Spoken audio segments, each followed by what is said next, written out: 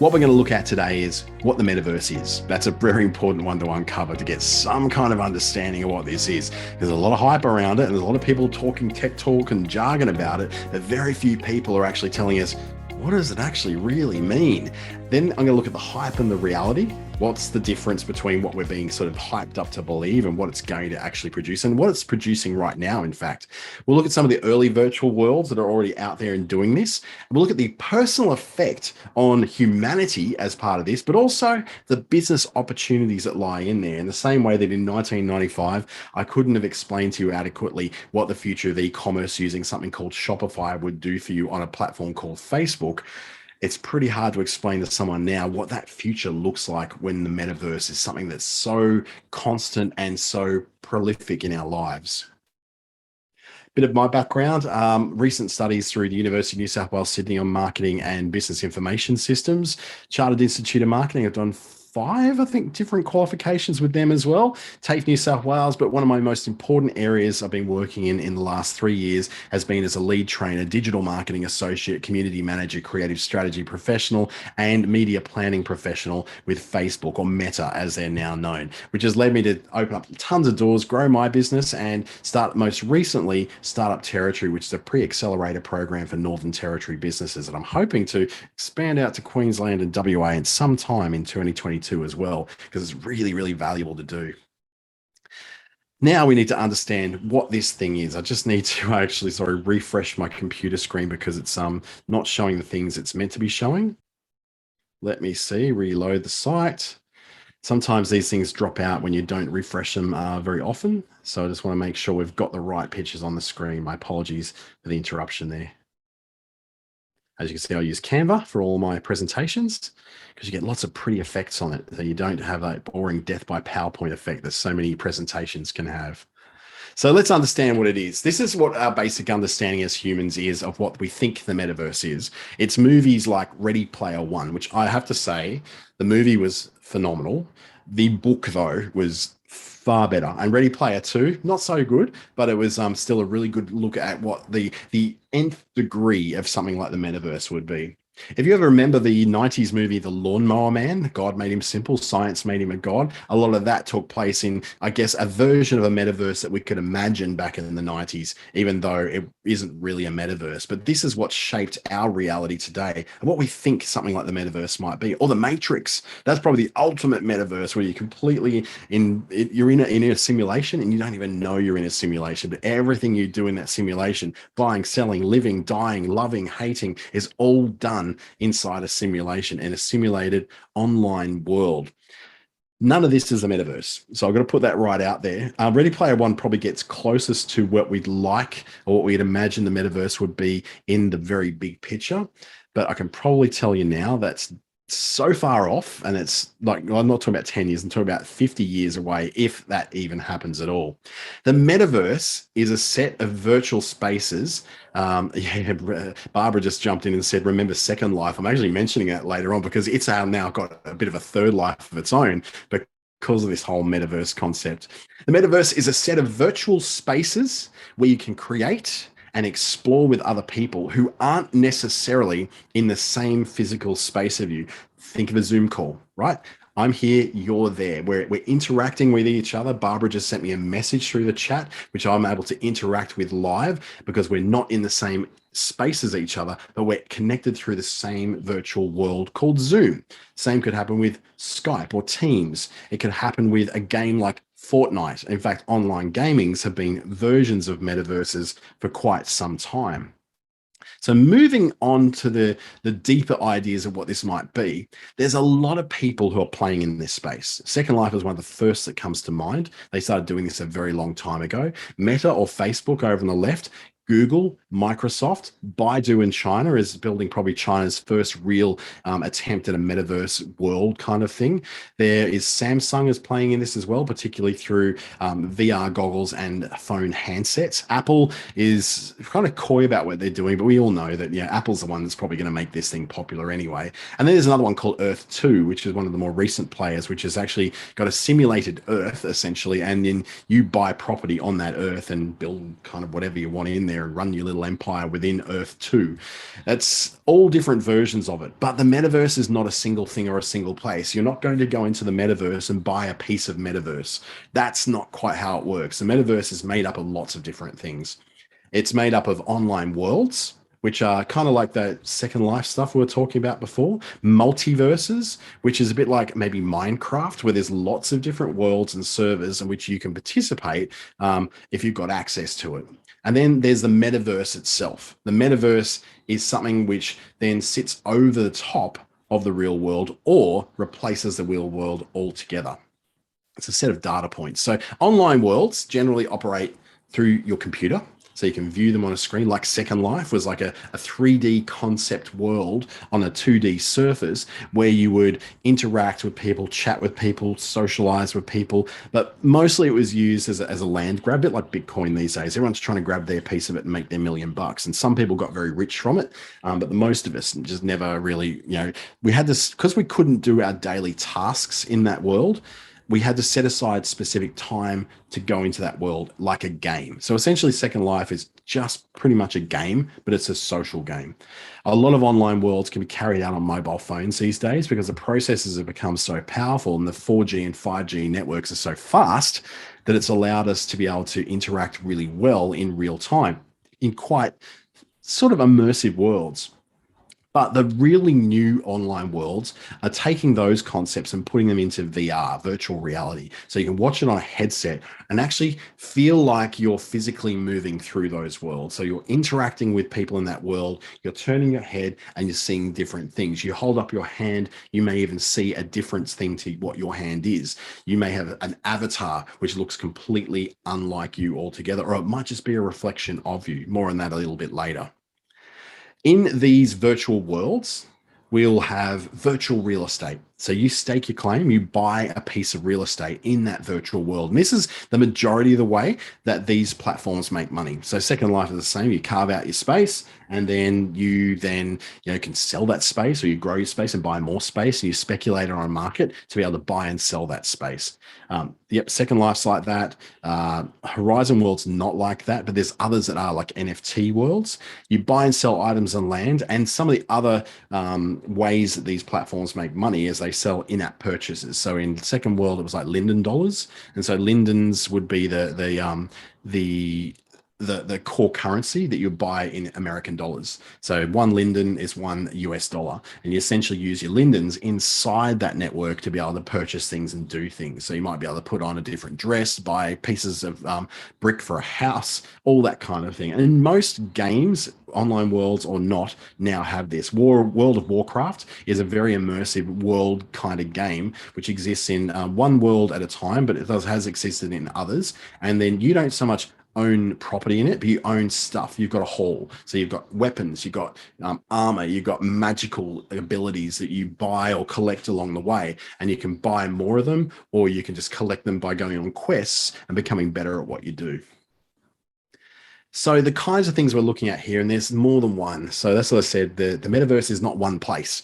It's many, many places that at the moment, none of them are connected to each other. You cannot go from Earth 2 and then you have the same avatar as you have in Second Life. You can't jump from Second Life into Decentraland and be the same person. You can't take your haul of things that you own in Genesis worlds and apply that to the world of Substrata. None of these are interconnected. The metaverse sort of imagines that there is many worlds that are not made by the same people or on the same platforms, but they're all somewhat connected. So you take your avatar and you can be one avatar in all of these things at any time. You just jump from network to network, system to system. That's the hope of it. But we know that a lot of companies don't like working together because some of them are going to be better than others. Some of them are going to have more popularity than others. Some are going to make money and some of them are going to fail. So whether this dream comes true or not is another story.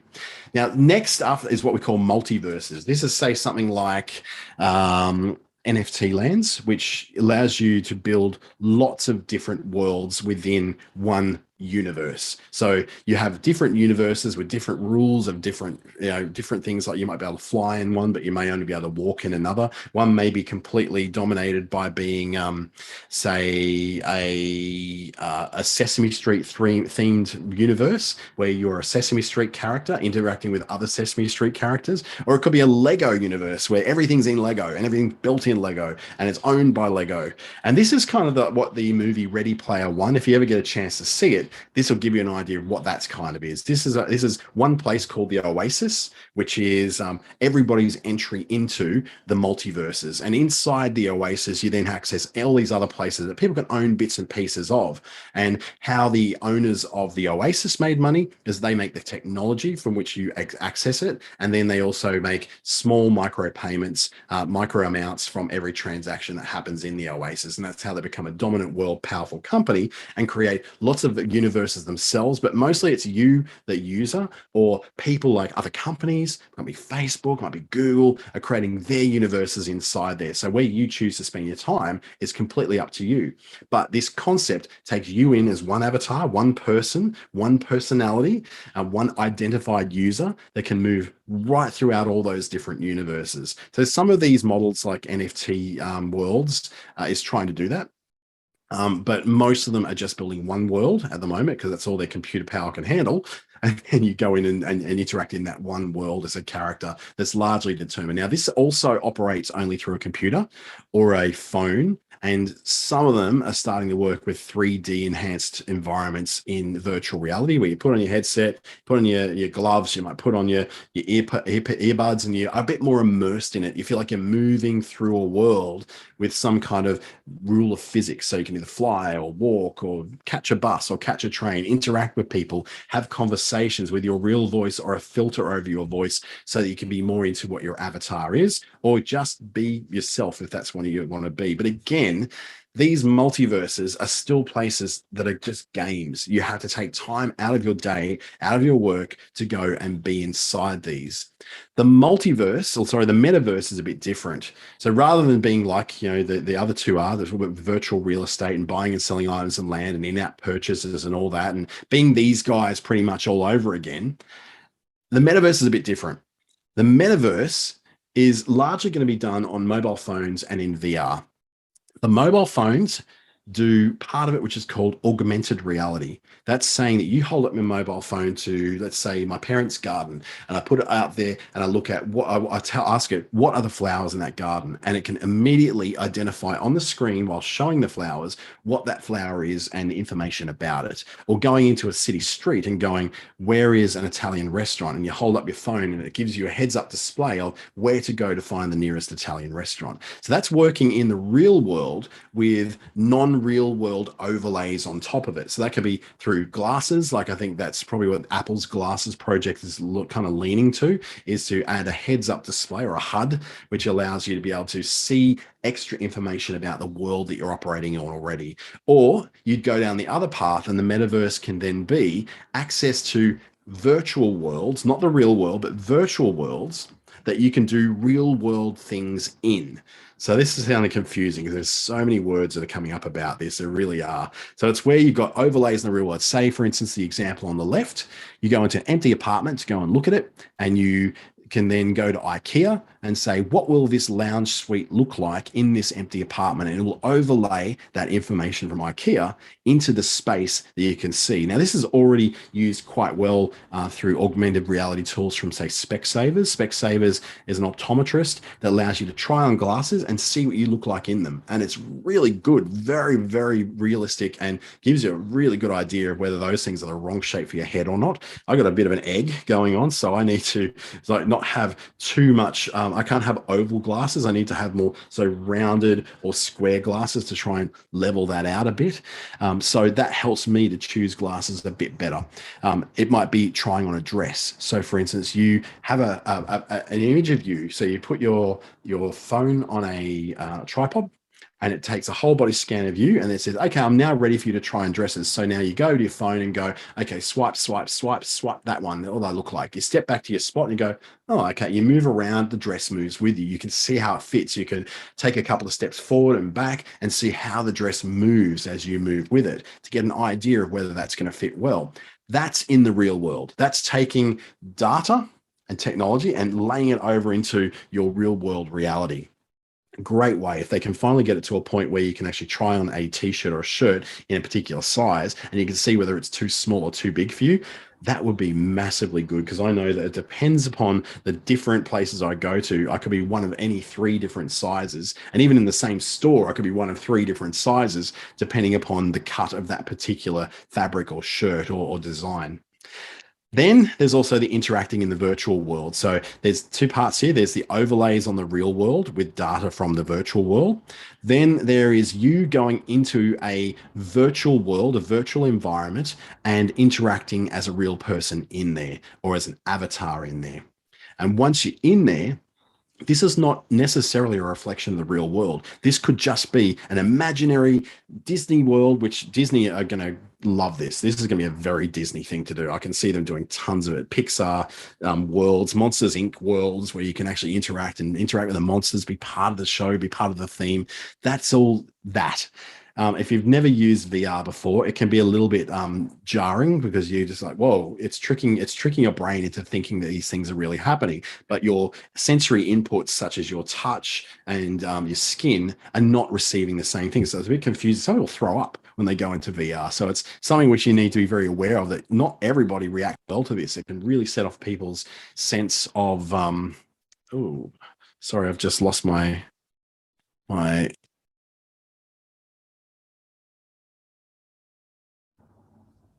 Yeah, sorry about that. I just lost my computer speaker and I had to change it over. Hopefully that'll come back and I can get that back on again.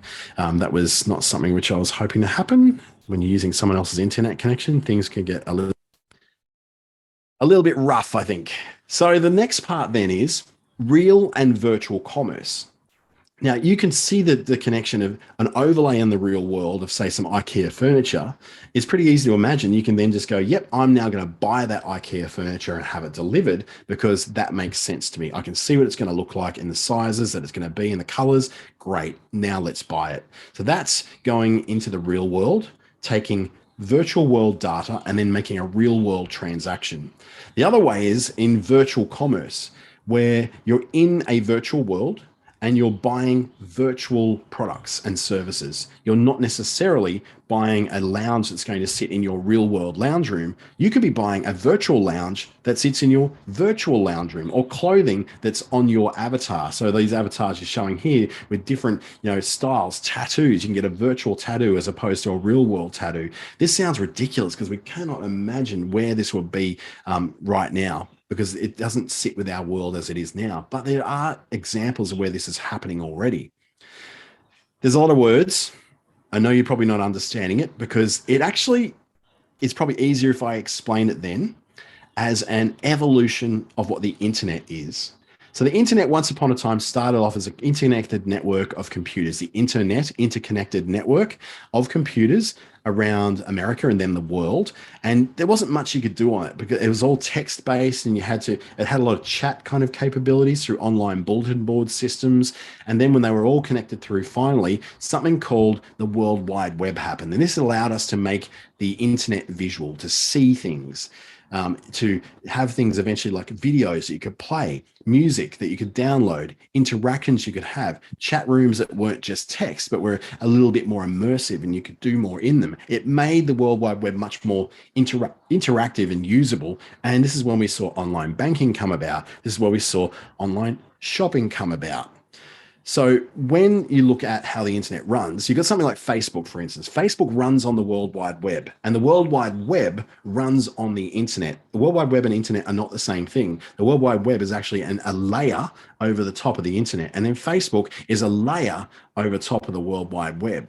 So then if we look at what these different virtual worlds and multiverses and metaverses are, Second Life is an online world that runs on the World Wide Web, that runs on the internet. Much the same as Facebook. It's the interactive, go in their world and live a second life.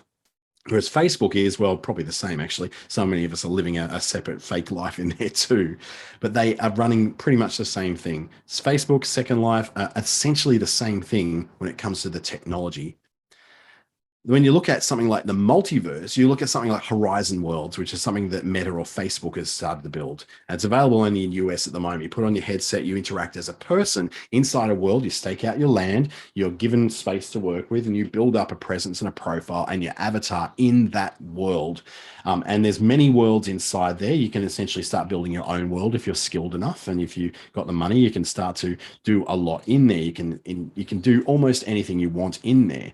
It runs directly on the internet. It skips the World Wide Web and goes, I'm just going to run as a distributed internet system. So it's going to be having lots of different servers that are run by Facebook or Meta, and that it will then connect outside of the World Wide Web. You might enter it through a phone, you might enter it through, but by and large, you're probably going to enter it through something like a laptop computer, which won't do anything except for connect you through to your headset and your earpieces so you can do things. And eventually you'll get gloves that you can move and manipulate objects in that virtual world as well.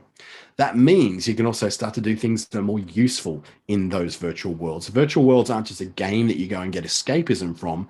They can actually allow you and connect you through to doing actual work in the real world, but virtually through a pretend world. That sounds crazy, I know. I've got some examples coming up and how this actually changes business. So the main change, I guess, for business with the metaverse is to think of it like shopping.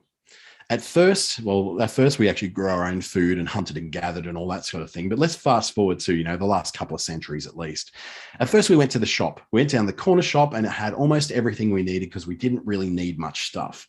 Then when we had things like Armadale Shopping Centre, I think in Perth came up, and Roselands in Sydney and Garden City in Brisbane started to pop up, we had the rise of the shopping centre. So you wouldn't just go to one shop that had everything you had, you'd go to lots of specialised shops, and each one of those would have specifically what you needed for a particular purpose. And then we had department stores popped up, which kind of brought all those stores together under one roof. And then you had lots of specialty stores. But the still thing was you weren't going to one thing. You had one thing you had access to locally. You could now, because of the advent of the motor car and suburbs in cities, you had these big local shopping centers that now had 20, 30, 50, 100 different shops inside them. So you had lots of choice, a big marketplace that you could make choices on. That was the first paradigm shift of shopping. Then the next paradigm shift was when we had the rise of e-commerce on the World Wide Web. So we could go to Amazon, eBay, all those different shops, all the Shopify shops, the WooCommerce shops, all those different online stores that allowed us to then not have to go to a shopping center because we could buy it here on our computer or on our phone and have it delivered to us in our real world. That was the first step into shopping in the metaverse. We weren't shopping in a physical shop that I could go to down the road or a shopping center I had to drive 30 kilometers to get to. Now I could sit here on my big fat ass and basically order anything I want. And that could be pizza to eat now, which is highly likely for me. It could be ordering our groceries from Coles or Woolworths to be delivered to us. Or it could be ordering something just as basic as some pants to be sent to us that are from a particular retailer and having that shipped to us. So that paradigm shift was then taking the whole concept of going to a shop and then going to a shopping center, then going to an online store or an online shopping center like Amazon or eBay happens to be. And then the next paradigm shift is the rise of social commerce. Now, this is happening right now. So this is starting to lead us closer to this metaverse commerce. The paradigm shift 3 of the rise of social commerce happens on social media platforms. So TikTok's got great social buying. Instagram is really good at it. Facebook also really good at it, where you can just tap on something that's being presented. Say, for instance, someone's doing a Facebook Live video and they're saying, and you can now buy this makeup kit that I've put together just by tapping below, and you'll be able to see the product. And you see the product pop up on your screen, you tap on it, and you can go through and buy that. So that's skipping through all the marketplaces, the shopping centers and all that. And you're essentially having a transaction through a conversation, not through a shop, not through an online shop, but through a talk with someone. It's not even taking you a shop. It's just basically a conversation, like you're walking up to someone in the street and saying, hey, can I buy your dog? And they say, yeah, sure, it's $500. And you hand over $500 and you walk away with a dog in the middle of the street randomly. That's what social commerce is like. And it's very small in Australia at the moment, huge in China. It's a massive phenomenon in China, but it will get bigger as we get closer to this metaverse concept. Now, the paradigm shift 4 is where we see the rise of meta-commerce. And this is where we're starting to buy virtual objects, virtual services, and virtual clothing and things to fit our avatars or to live our online lives. Let's say, for instance, you want to get a job in the metaverse. So not even working in a real environment, a real office that you can touch and feel. You're going to get a job in a virtual office. So you go in as your avatar, you put on your equipment, you get into your pod or whatever it is you're going to do to interact with this virtual world. And you'll go in there and it'll say, okay, what we need from you is to have this skill. So to get this skill, you need to be able to buy it for $89.95. So you buy that skill, which then gives you a course that you do. You finish that course and then you're able to do this online job. And this online job is to manipulate things that are in a real center somewhere, a real warehouse, and move them as you connected to a robot, you making the move to lift it down, to have the accuracy of movement, to turn around, place it on a trolley, or whatever it is you do. You become a virtual worker in a virtual environment that actually connects through to the real world. Whew, blowing your minds here. I'm sure it's very confusing.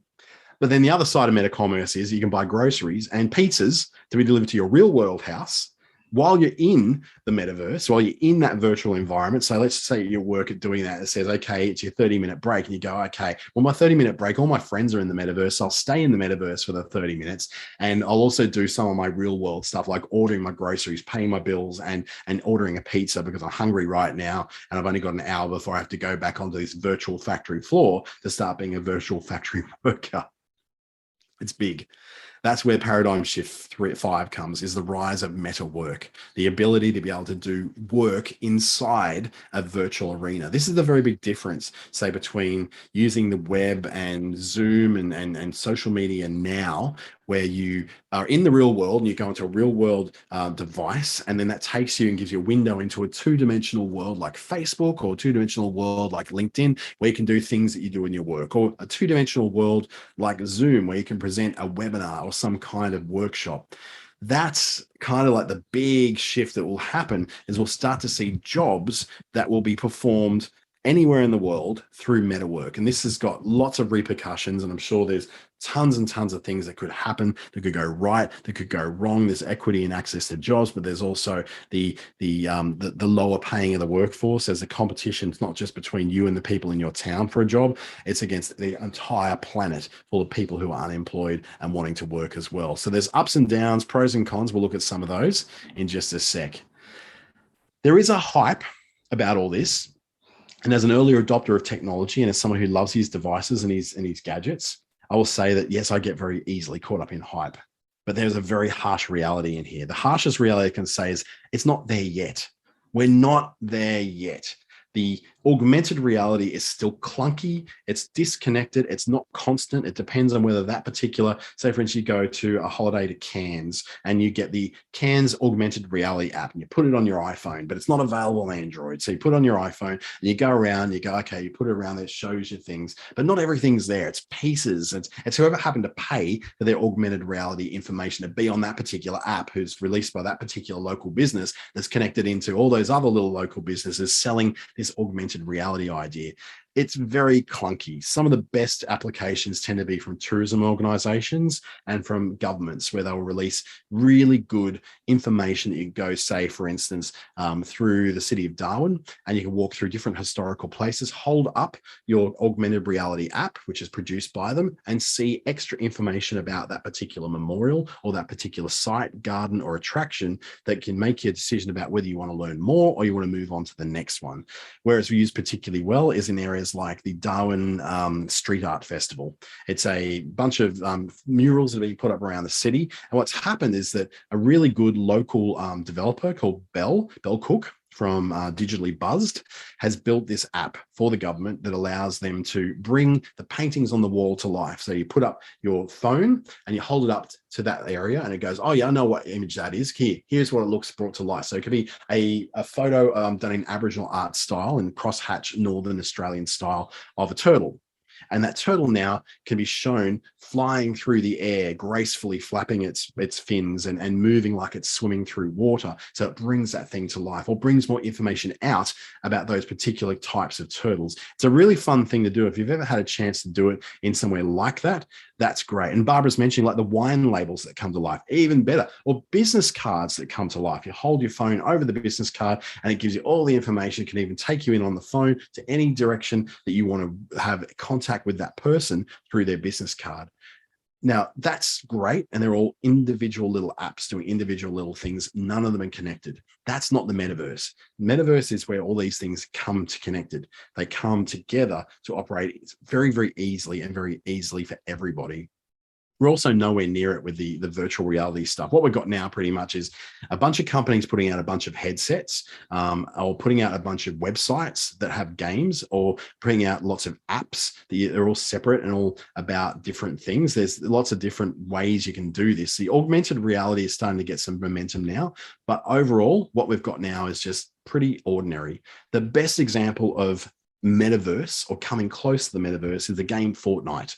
Fortnite's a game where you go in, it's a virtual world, it's on your screen or on your phone. It's not immersive on 3D through a headset just yet. Or there might be some ports that people have done for that. They're not particularly good.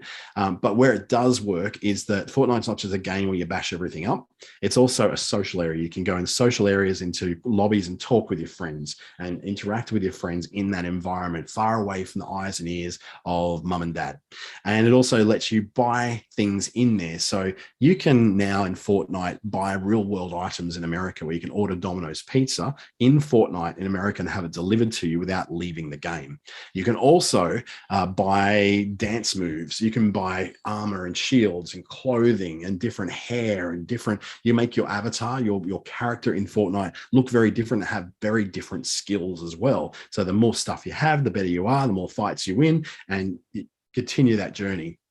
So Fortnite is probably the best application of this we've seen so far. Meta, or Facebook's Horizon Worlds, which is coming to the rest of the world hopefully soon, is another example of that, but it's less about games and more about personal interaction and creating your own world. So it's almost like, here is a digital representation of you to take into these online worlds.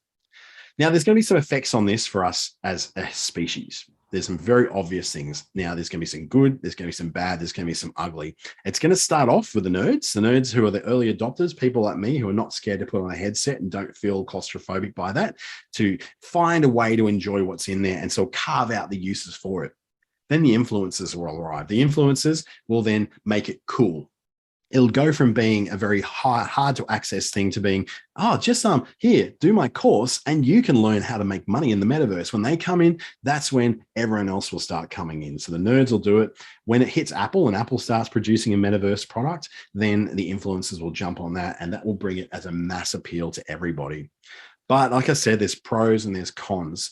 You may decide that your avatar is a reflection of who you really are. All your bumps, all your scratches, all your scars, all the things that make you personally beautiful, maybe exactly how you want to make yourself. You want to take your bald head and your bad teeth and take it into the virtual world, because you don't really want to pretend to be somewhere else. But what we think we're probably going to see is much like Instagram.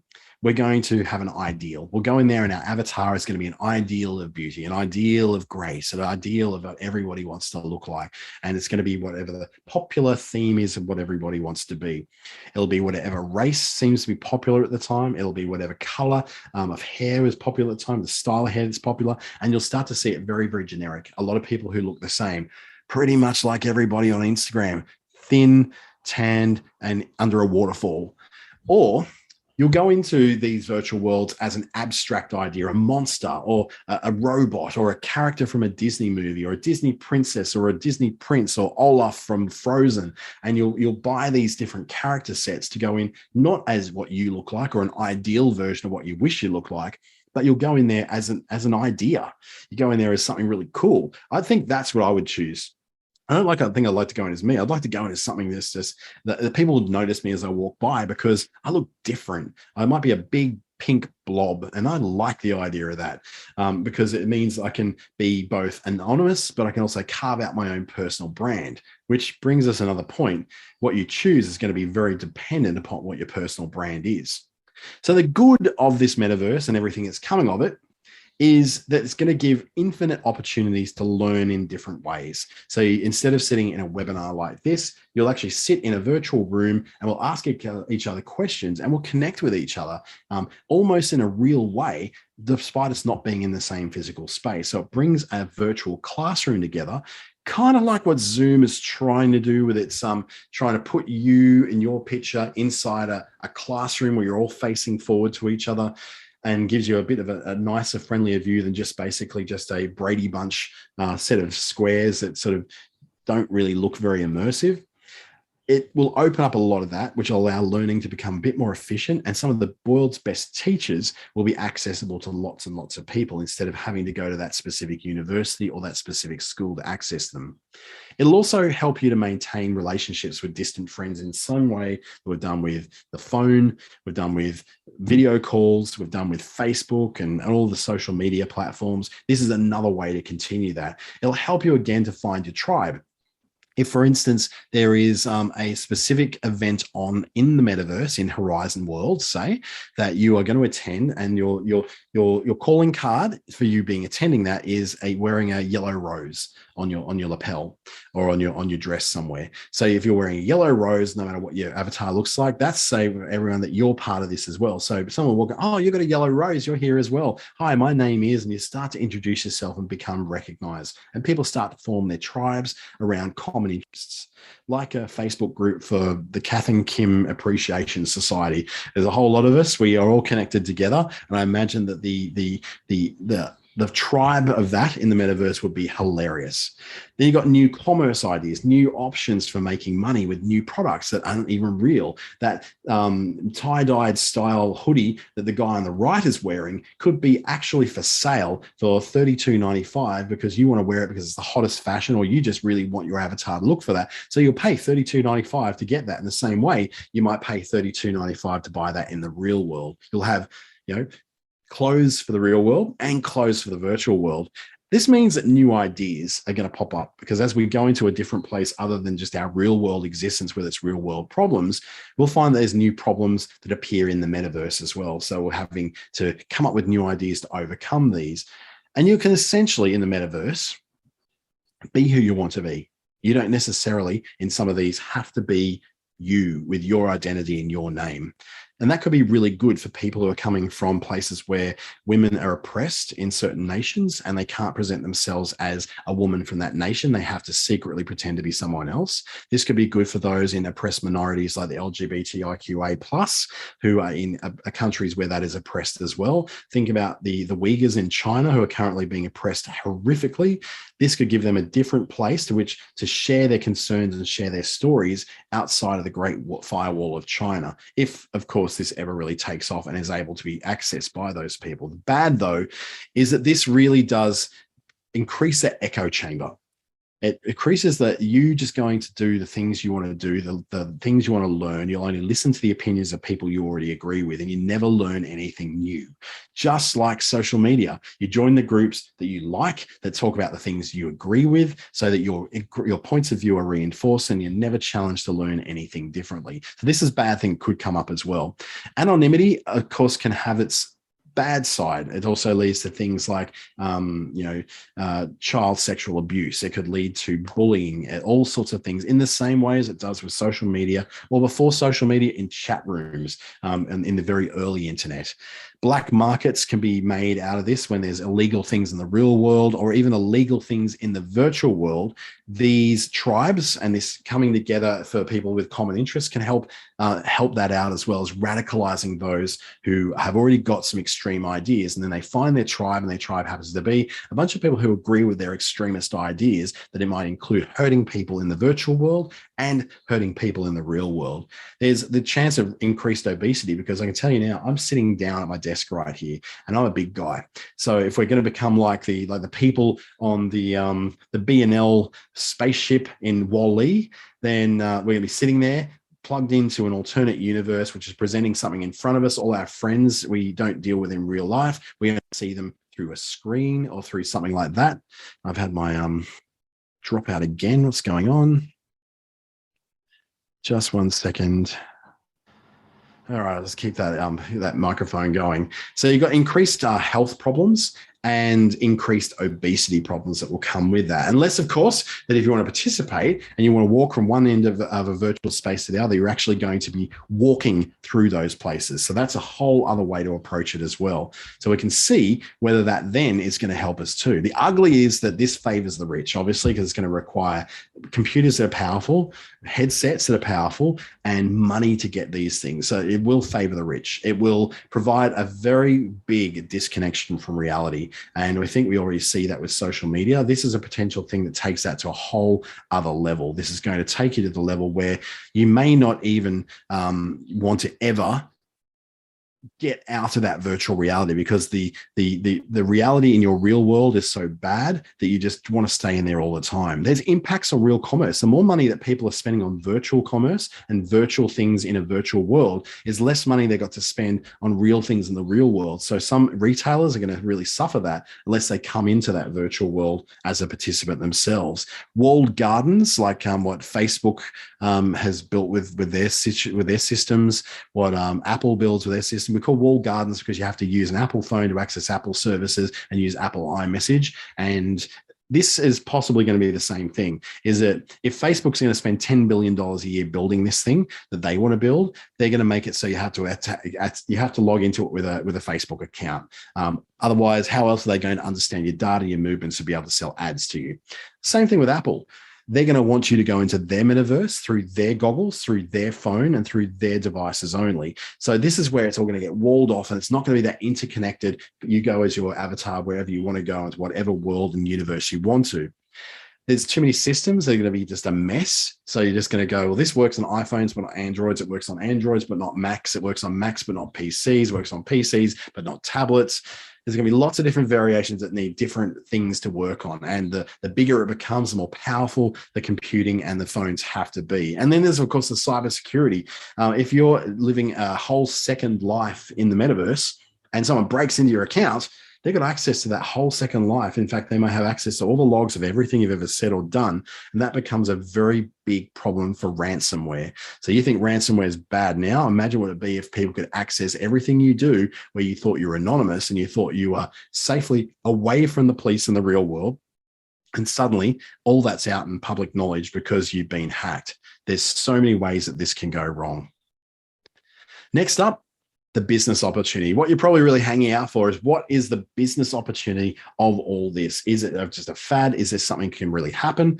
This is what it all means. Basically, the business opportunity starts with the ability for things like augmented reality, which is part of the outside metaverse, the real world metaverse, to browse and order in-store and increase sales. So people could walk through a boutique and look at what's there and go, I'm after underwear, and it'll point you down the aisle where to go to in, say, Kmart or Target to find it. And then it'll show you the various reasons. So I'll say this rack's these, and this is how many are left. So you know your sizes there. So you can just pick it out and get done and out of the store quickly as possible.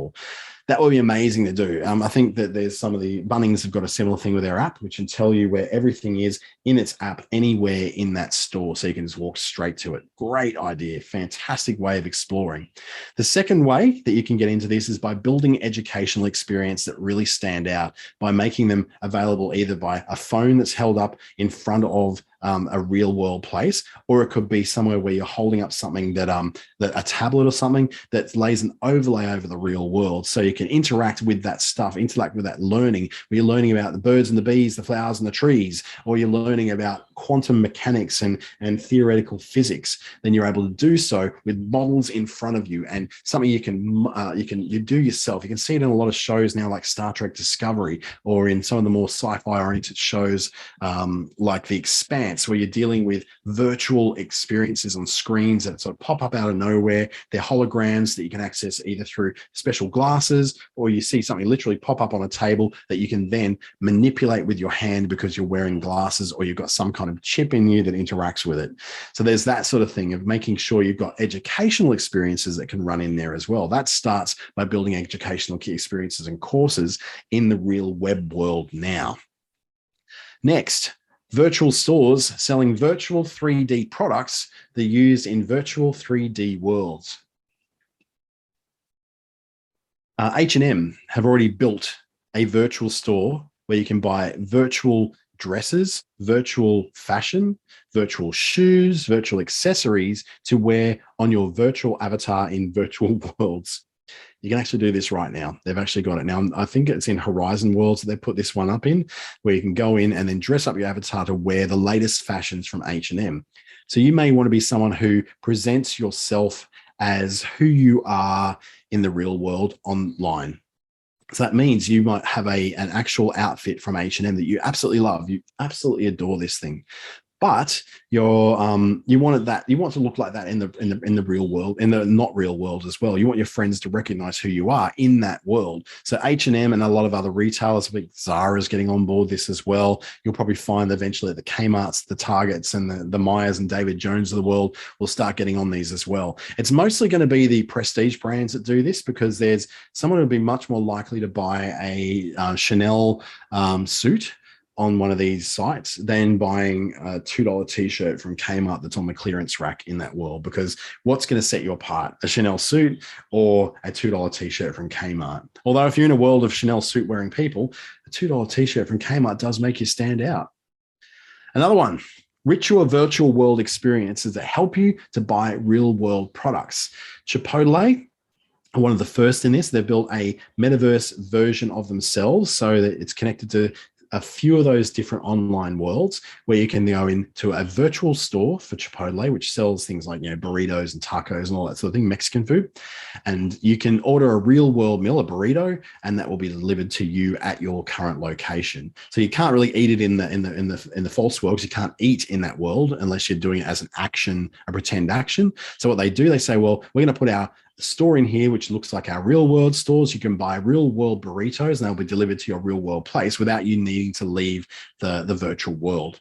So this is a bit of a novelty for them at the moment. Macca's and KFC and Burger King and all them, they're all going to get on board with this as well, just to see what it is and how it works. But the virtual worlds aren't really quite there yet that they allow us to easily do these things, particularly when it's only in America. This is a really interesting one for coaches and for people who are teaching stuff or doing services. This is an example in Horizon Worlds where there's a real coaching session, a dating coach, that Fabio and Stacey are in this session with a real dating coach, where it's more confidential. So Fabio and Stacey may not be called Fabio and Stacey. They can go and get this information. They might be getting relationship coaching, business coaching, digital tools coaching. You might be getting coached on how to operate in this virtual world. It's held in a setting that's more confidential, so you don't have to be yourself, where you can still ask the questions that are there, but you won't be identified as who you are or have it like against your permanent record that you ask some dumb questions that you should really have known since the age of 12 on how to do dating when you haven't really had much of a chance to do that in your life. It's using your avatars, not your real world. So you're in there and you're interacting, you're hearing, you're seeing. You can see facial expressions and movements that everyone are doing in this virtual world, and they can see yours as well. But it's not necessarily you. So you're not turning up to an actual person, to an actual real world workshop. You're doing all this virtual stuff in a virtual space. That's probably going to be one of the big areas that takes off rather early. Marketers are particularly good at taking over these kinds of worlds and experiences and putting a lot of expertise sharing into them. So this may be the first thing to really take off. And then there's also the reselling of high value virtual goods and land in virtual worlds. You buy a plot of land, let's say the basketball court there, you bought it for $150 or whatever the dollars are in that particular area. This is the Roblox world, for instance. And you buy that. You own that basketball court. Everyone who wants to use the basketball court in that area, wants to play virtual basketball, needs to use that and pay you a token. Or then you make enough money on that that you go, okay, this is worth something. I'm going to sell it for enough money to go and buy something else. So it's just like real estate, where you're just basically learning how to accrue wealth online to be able to sell on to other people to further increase your wealth. So just like real estate in this world, or collecting collectibles like sneakers and things like that. But ultimately, where do you start? This is all very fun and all very dandy, and it's all coming down the track, and it all feels like it's very, very cool and it's going to take over the world, and it's going to happen. Where do you start, though? What you need to do is start with learning about augmented reality. And you can do this yourself through Facebook's own blueprint. So they use a thing called Spark AR. It's very commonly used across all of Facebook's tools. It helps you to build virtual masks, virtual overlays, to all sorts of things, from those sort of things with like IKEA overlaying their sofas onto an empty space, to you overlaying glasses on a physical head, to overlaying clothes on a physical body. At the moment, Spark AR is just probably the easiest way to get in, because it's got step-by-step instructions on how to do it. Video tutorials with an Aussie guy who actually produced these videos and done a really good job of them. And it gets you that in the front door of what this is going to be, at least with this, the idea of working with fake overlays into a real world, and then building yourself into these possible avatars that can then be used in a virtual world when we get to that point, and where it becomes a lot more, universal amongst a lot of people in a lot of different systems. Another area that I think is really important is, if you want to operate as either yourself or as some kind of brand, is that you do the work now to develop your personal and business brands. So you start building up an idea of who it is you are, what you do, and who you do it for. If you're looking at building business in the online world, do it first in the real world.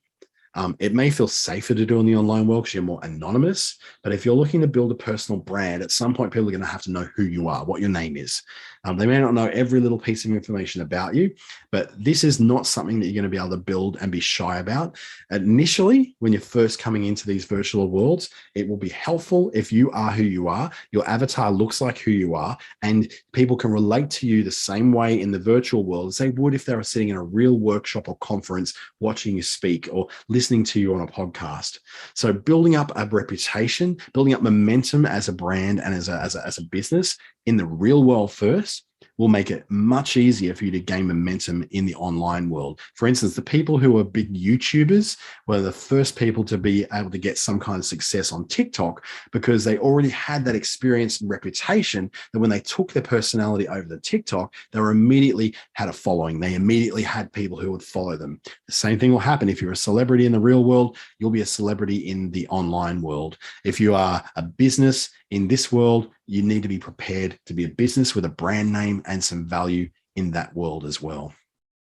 So our takeaways as we start to wrap this up: this thing is going to happen. It's already started. $10 billion from Facebook being pumped into this. There's gosh knows how much being popped in by Apple and Amazon and all the other big tech giants like Google and Microsoft on what they're doing with it. But it's starting to happen. It's already going to happen.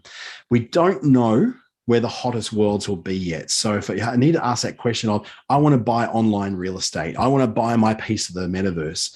It's not as simple as going into the metaverse and buying your space in the metaverse. You can essentially build your own world within a metaverse if you've got the coding capability and the team to be able to build it. But if you want to start owning spaces in different online worlds, then we go back to that list of them that we showed before, things like NFT worlds, Horizon worlds, Earth 2, and looking at staking a claim on all those. A lot of those are already bought out. Second Life was ridiculous. I gave up on Second Life probably 10 years ago. It was that 20 years ago that thing came out. 10 years ago, I got rid of it because every time you walk in, it's just covered with ads. Everything, every square inch of land everywhere was ads for things. And people were selling ads and spaces in popular spaces. And it was just ridiculous, like walking around Times Square in New York, but in a virtual space. It sucked. Choose who you plan to be in the virtual world and work at that in the real world. So if you've got a good sense of who you are and what your brand is and what your value is and what you offer to people in the real world, that's a great head start to what you're going to build yourself as in the virtual world. If that's what you want to do, you may want to be completely someone else in the virtual world. That's good too. But you do also need to get some sort of understanding of the technology. I'm not going to tell you to go out and buy an Oculus headset. The Oculus, can't remember what it's called, but the one that you just basically put on, it runs itself. I'm not going to tell you to do that. What I'm going to tell you is that you need to get familiar with these things. So try them on, play with them where you get to do demos of them, have an exploration of what it is. and have a play with Spark AR. Another way of doing this too is to work with things like, for instance, the ability to make your own frames on Facebook profiles that can be shared to other people to use as well. There's ways you can do that as well through, you used to be able to do it through Business Manager, but I think it's Creator Studio now you do it through on Facebook, where you can create those frames you're using around profiles. If you get an understanding of those overlay technologies like Spark AR, you get the very beginning of understanding what these virtual worlds and the value that they're going to bring in the real world and the not so real world all together at the same time. So if you want to dig more into this stuff with a guide, you can do it all through this. I can help you out to a certain point. I've been doing my Spark AR certification myself and starting to work towards it.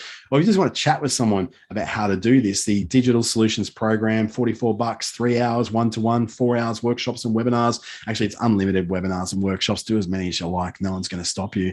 It's an idea for you to be able to get this for a very low price. You can talk to myself or any of the other advisors who identify as being quite well informed in this area at businessstation.com.au.